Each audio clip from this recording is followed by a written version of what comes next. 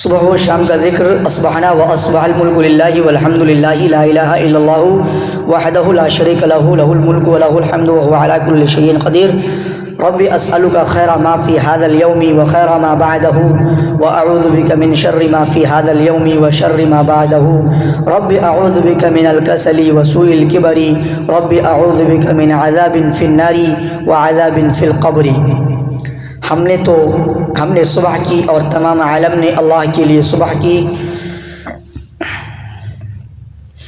اور تمام تعریفیں اللہ کے لیے ہیں۔ اللہ کے سوا کوئی معبود نہیں، وہ ایک ہے، اس کا کوئی شریک نہیں، اسی کے لیے بادشاہت ہے اور اسی کے لیے تمام تعریفیں ہیں، اور وہ ہر چیز پر قادر ہے۔ اے میرے رب، میں تجھ سے آج کے دن میں اور جو اس کے بعد ہے اس میں بھلائی مانگتا ہوں، اور میں تیری پناہ چاہتا ہوں آج کے دن میں اور جو اس کے بعد ہے اس کی برائی سے۔ میں تیری پناہ چاہتا ہوں سستی اور بدترین بڑھاپے سے۔ اے میرے رب، میں آگ کے عذاب سے اور قبر کے عذاب سے تیری پناہ چاہتا ہوں۔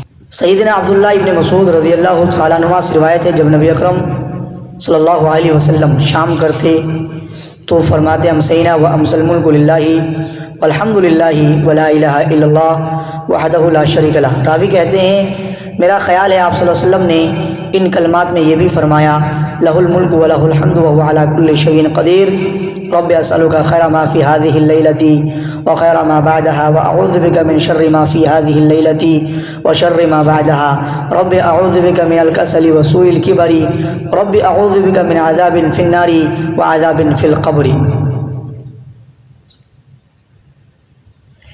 اور یہی دعا جب صبح کرے تو اس طرح فرماتے تھے امسینا کی جگہ میں اصبحنا و اصبح الملک للہ۔ صحیح مسلم حدیث نمبر 6908۔